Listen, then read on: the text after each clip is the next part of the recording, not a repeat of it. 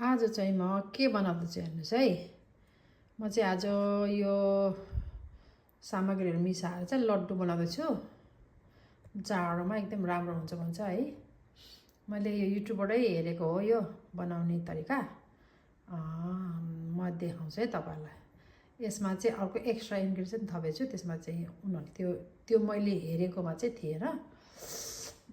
जे मिसाउँदा नि भयो तपाईहरुले है गेडागुडी। यो चाहिँ सनफ्लावर सीड हो, 150 ग्राम छ। यो आलमन्ड 100 ग्राम छ। यो मकै हो, मकै पनि यो नेपालबाट ल्याएको मकै, फुटेको मकै। यो चाहिँ मैले एक्स्ट्रा लगाएको है मिसाएर। अनि यो पनि 100 ग्राम छ। अनि यो फिग यो पनि 100 ग्राम छ। यो चाहिँ 150 ग्राम छ।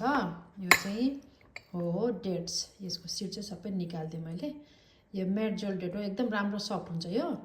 तपाईहरुले चाहिँ यो चलाउनुस् है। यसको प्याकेट कस्तो हुन्छ म देखाउँछु। अनि यो चाहिँ पिस्ताचियो, यो पनि 150 ग्राम। यो सबै निकालेको हो यो। यो पनि 150 ग्राम, 150 150 150 है। 100 ग्राम 100 ग्राम 100 ग्राम अनि यो 150 है। यतिलाई मिसाएर चाहिँ मैले लड्डु बनाउँछु। कसरी बनाउँछु हेर्नुस् है।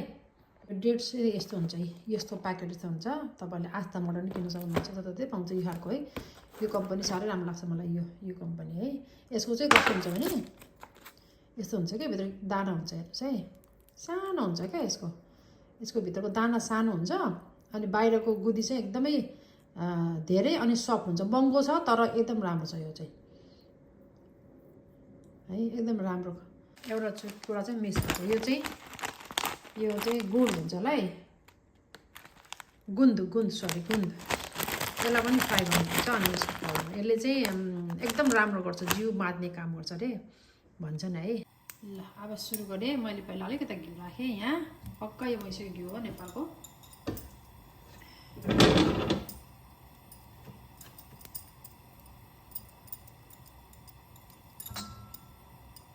यसमा यसलाई पहिला खराम। ल अब सबभन्दा पहिला चाहिँ म यो क्यास्युलाई भुट्छु है। यो सबैलाई चाहिँ यहाँ भुट्नुपर्छ हामीले हल्का भुटेर। अनि भुटेर सबै निकाल्ने हो यो चाहिँ। ल यो रेडी भयो। अब यसलाई निकाल्दिने भाँडामा। अब यसमा आलमन्ड पनि भुट्ने, सबै यसरी भुटेर निकाल्ने है।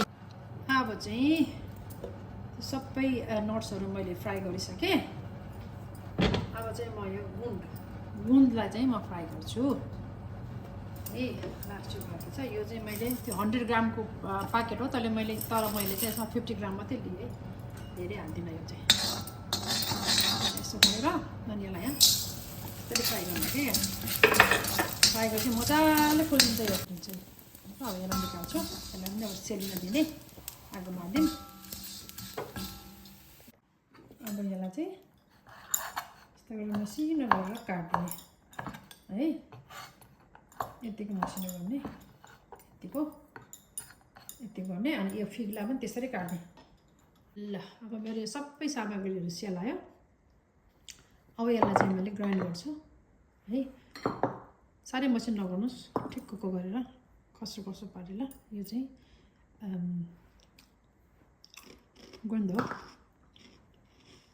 डेट्सलाई पनि मैले यसरी काटेँ।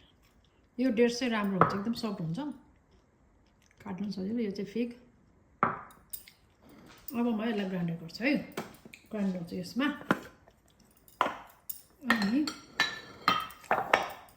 सबैले मिसाएर यसरी हालेर खस्रो। ल यतिको गरेँ है। योभन्दा मसिनो नगर्नुहोस् है। यसो गरेँ मजाले खाने बेला पनि भेट्छ नि त होइन। सबैलाई पिन्छ है। म देखाउँछु। मैले चाहिँ यो क्यास्यु आलमन्ड अनि त्यहाँबाट पम्किन सिड अनि पिस्ताचियो चाहिँ यतिको खस्रो बनाएँ है। त्यो खस्रो गरेर पिने। अनि मकै चाहिँ अलिक मसिनो बनाएको छु, किन मकै चाहिँ अलिक साह्रो हुन्छ नि, खाने बेला फेरि अलिक गाह्रो होला भनेर अलिक मसिनो बनाएको छु है। त्यो चाहिँ मकैलाई चाहिँ मैले यो चाहिँ ब्लेन्डरमा पिन्न खोजेको, अलि नहुँदो रहेछ यो, बडी किन स्टिकी छ नि त। त्यसले गर्दा म चपिङ बोर्डमा नै चक्कीले त्यो दाउको सहायताले मसिनो पार्छु। यस्तो गरेँ यसलाई चाहिँ, यस्तो गरेँ। यो सफ्ट हुँदो रहेछ मजाले यसो गरेर। त्यो ब्लेन्डरमा त घुम्दाखेरि टाँसिने रहेछ क्या सबै।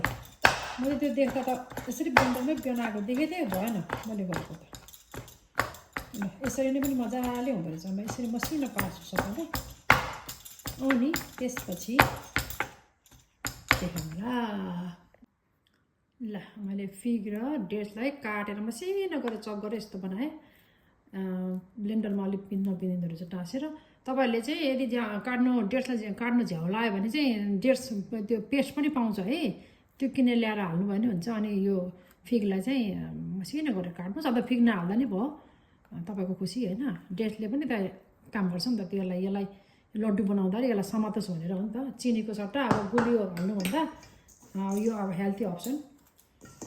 अनि यो जिमसिम गर्ने आमाहरूलाई चाहिँ ठिक हुन्छ यो लड्डु चाहिँ, होइन त। प्रोटिन बार खानै परेन। अब यसलाई यहाँ मिसाइदिन्छु। अनि यसलाई मिसाएर अनि यसको चाहिँ लड्डु बनाउने हो मैले आज। यस्तो गरेर यस्तो मिसाउने।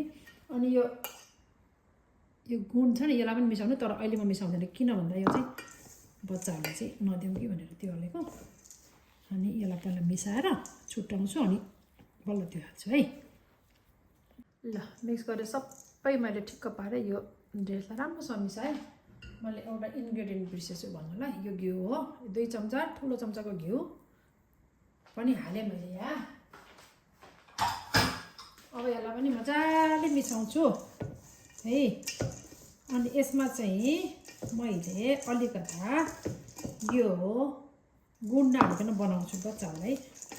यो गुण चाहिँ अलिक ठिक हुनुपर्छ, त्यही भएर अलिकति निकालेँ। पहिला यहाँनिर निकाल्छु त बच्चाहरूको लागि छुट्टै है। अब यसमा चाहिँ गुण मिसाइनु चाहिँ गुन्द ल यहाँ यसरी जमेछ क्या हो। मजाले मिसाइदिने, मिक्स गरिदिने मजाले है। ल यो पनि मिसियो मजासँग। अब यसलाई चाहिँ यस्तो गरेर लड्डुको आकार दिने।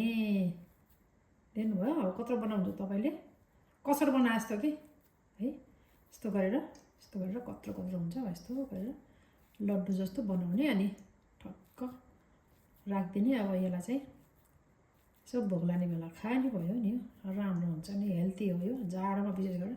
तपाईँहरूले यसमा अरू नटहरू राख्नु भने चाहिँ पिनट पनि छ भने हाल्नुहोस् भुटेर।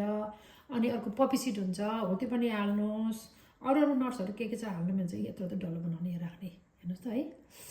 अब यो ठक्क खाँदा कति ठिक हुन्छ नि। ल अब सबै बनाएपछि देखाउँछु है। ल मेरो चाहिँ यो लड्डु रेडी भयो। यस्तो भएको छ। यो चाहिँ मैले यसमा त्यो गुड हालेन, यो बच्चाहरूलाई खान दिनुहुन्छ भनेर। यो चाहिँ हामी खाने भनेर हो। यसमा चाहिँ गुड राखेको छ। गुड चाहिँ एकदम राम्रो हुन्छ भन्छ हामीलाई, विशेष गरेर छोरी मान्छेलाई झन् एकदम राम्रो हुन्छ भन्छ है। नानी पाएको आमाहरूलाई सुत्केरीले खान मिल्छ यो, एकदम हेल्थी खालको है।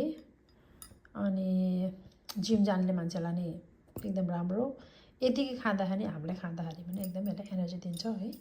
नट्सहरूमा के पाउँछ भने तपाईँहरूलाई थाहा भएको कुरा हो होइन। यसमा तपाईँले सेसामी सिड पनि हाल्न सक्नुहुन्छ, पिनट पनि हाल्न सक्नुहुन्छ, पपी सिड, अनि त्यहाँबाट चिया सिड, अनि आलसलाई पनि भुटेर हाल्न मिल्छ त्यसमा है। सबै किसिमको चिज हाल्न मिल्छ। तर यति मात्रै हालेर बनाएँ। ल तपाईँहरूले पनि ट्राई गर्नुहोस् है, कस्तो लाग्छ अनि भन्नुहोला।